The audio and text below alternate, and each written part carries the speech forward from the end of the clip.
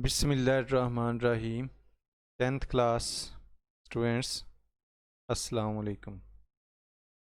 आज के इस लेक्चर में हम लोग पढ़ेंगे सांस लेने का मैकेनिज़्म, इंस्पिरेशन और एक्सपीरेशन, और फेफड़ों में दाखिल और ख़ारिज होने वाली हवा में गैसों का तनासब। ये आज के हमारे टॉपिक हैं जिन पे हम बात करेंगे। तो सांस लेने का जो मैकेनिज़्म होता है, एक्चुअली ये ब्रीदिंग है। ब्रीदिंग के बारे में हमने डिस्कस किया था कि ये वो प्रोसेस है जिसमें ऑक्सीजन को जिस्म के अंदर लेकर जाया जाता है और कार्बन डाइऑक्साइड को जिस्म से बाहर निकाला जाता है, मतलब सांस लेने का अमल। तो उसे हम कहते हैं तनफ़्फ़ुस का अमल। तो तनफ़्फ़ुस का अमल आपको पता है कि ये एक मैकेनिकल प्रोसेस है, इसके दौरान कोई केमिकल रिएक्शन नहीं होता। तो जो रेस्पिरेशन थी उसमें हमने डिस्कस किया था कि दो मराहिल हैं, ब्रीदिंग है और उसके बाद सेलुलर रेस्पिरेशन है। तो ये ब्रीदिंग है पहला मरहला। तो तनफ़्फ़ुस का जो अमल है, इंस्पिरेशन और एक्सपीरेशन, ये दो मराहिल हैं इसके। इंस्पिरेशन में हवा जो है उसको लंग्स के अंदर लेकर जाया जाता है। ये एक मैकेनिकल प्रोसेस है। Let's see. तो इंस्पिरेशन होता है सांस अंदर खींचना। तो रिब्स के मसल्स सिकुड़ते हैं। देखें, रिब्स के दरमियान जो मसल्स होते हैं वो इंटरकॉस्टल मसल जो होते हैं वो सिकुड़ते हैं। रिब्स आपको पता है डूम शेप है, तो जब वो मसल सिकुड़ते हैं तो रिब्स ऊपर उठती हैं। और डायाफ्राम जो होता है वो भी सिकुड़ता है और नीचे हो जाता है। तो डायाफ्राम के नीचे होने से जो चेस्ट कैविटी होती है उसका जो रकबा है वो बढ़ जाता है। लंग्स पर हवा का दबाव के अंदर जो है वो हवा का दबाव कम होता है और बाहर की हवा तेज़ी से लंग्स में दाखिल होती है। तब तक दाखिल होती रहती है जब तक अंदर और बाहर हवा का प्रेशर सेम नहीं हो जाता। तो इंस्पिरेशन के जो पॉइंट्स हैं, सबसे पहले है रिब्स के मसल का सिकुड़ना, दूसरा डायाफ्राम का सिकुड़ना।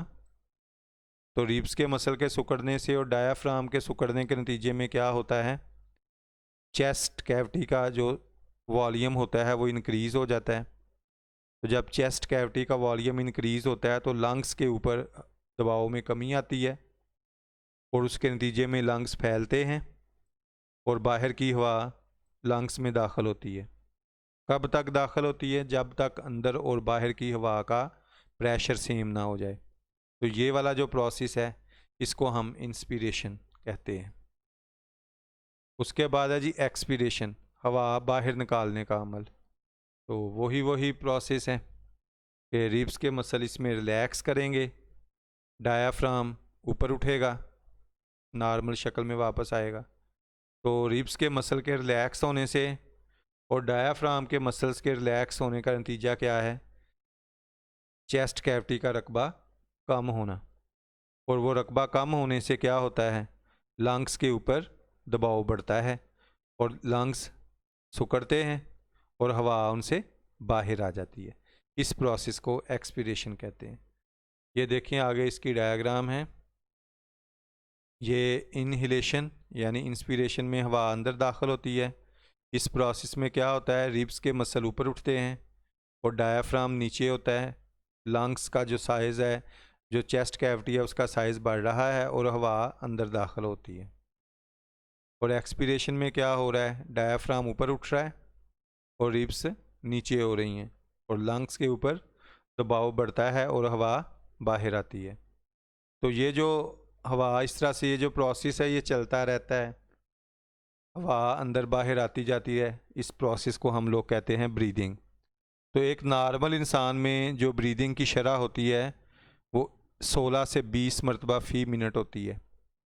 मतलब ये है कि एक नॉर्मल इंसान 1 मिनट में 16 से 20 दफ़ा सांस लेता है। और ये जो सांस लेने की रफ्तार होती है जिसे हमारा दिमाग कंट्रोल करता है, तो हमारा जो दिमाग है ना उसमें एक होता है रेस्पिरेटरी सेंटर। रेस्पिरेटरी सेंटर जो होता है ना, ये कार्बन डाइऑक्साइड के लिए हसास मरकज़ है। ये ब्लड को चेक करता रहता है, ब्लड के अंदर कार्बन डाइऑक्साइड की मिकदार को चेक करता है। अगर ब्लड के अंदर कार्बन डाइऑक्साइड की मिकदार ज़्यादा हो जाए तो रेस्पिरेटरी सिस्टम से डायाफ्राम और रिब्स मसल को इंस्ट्रक्शंस आती हैं, जिससे सांस लेने की रफ्तार बढ़ जाती है। मतलब कि हमारा जो रेस्पिरेटरी सेंटर है दिमाग में, वो ब्लड के अंदर कार्बन डाइऑक्साइड गैस के कंसंट्रेशन को चेक करता है। अगर कंसंट्रेशन ज़्यादा हो तो सांस लेने की रफ्तार बढ़ा दी जाती है, ताकि कार्बन डाइऑक्साइड को जिस्म से बाहर निकाला जा सके।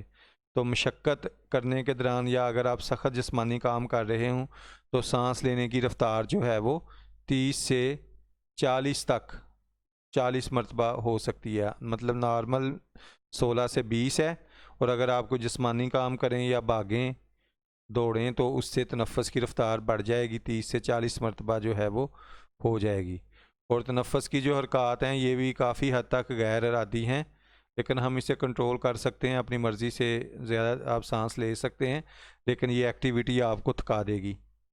तो इसलिए हम यही कहेंगे कि ये गैर इरादी है, और ये हम अपने कामों में लगे रहते हैं और सांस जो है वो चलती रहती है, इंस्पिरेशन और एक्सपिरेशन होती रहती है। और हमारा जो रेस्पिरेटरी सेंटर है वो ब्लड में कार्बन डाइऑक्साइड की मिकदार को चेक करता रहता है। जैसे ही कार्बन डाइऑक्साइड की मिकदार ज़्यादा होगी तो तनफ़्फ़ुस की रफ्तार बढ़ जाएगी।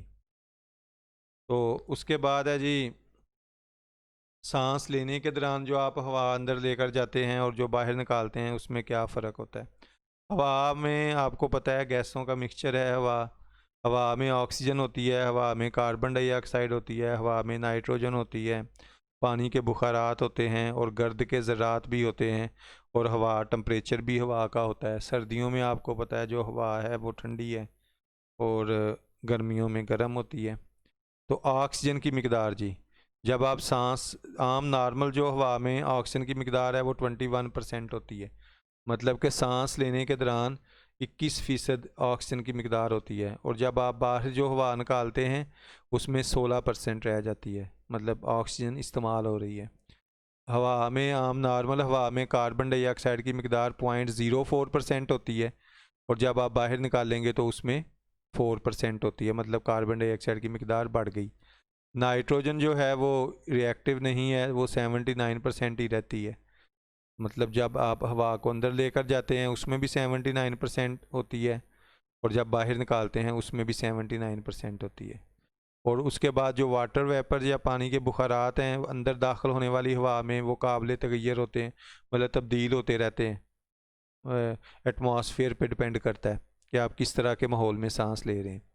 लेकिन जो हवा आपके जिस्म से बाहर निकाल दी जाती है उसमें पानी के बुखारात बहुत ज़्यादा, वो सैरशुदा होती है, सैचुरेटेड होती है। गर्द के ज़रात की मिकदार अंदर दाखिल होने वाली हवा में ये आपके माहौल पे डिपेंड करती है। अगर आप किसी डस्ट वाले इलाके में हैं तो गर्द के ज़रात की मिकदार ज़्यादा होगी, अगर आप किसी जंगल में हैं तो कम होगी। और बाहर जो हवा खारिज होती है उसमें तो डस्ट पार्टिकल बिल्कुल नहीं होते। उसके बाद टम्परेचर है। अंदर दाखिल होने वाली हवा का जो टम्परेचर है वो आपके माहौल पे डिपेंड करता है, मौसम पे डिपेंड करता है। मतलब सर्दियों में ठंडा होगा, गर्मियों में गर्म होगा। लेकिन जो हवा आपके जिस्म से बाहर निकलती है वो उसका टम्परेचर आपके बॉडी टम्परेचर के इक्वल होता है। लेकिन जी इसके साथ ही हमारा जो आज का लेक्चर था वो फिनिश हुआ। अल्लाह हाफिज़।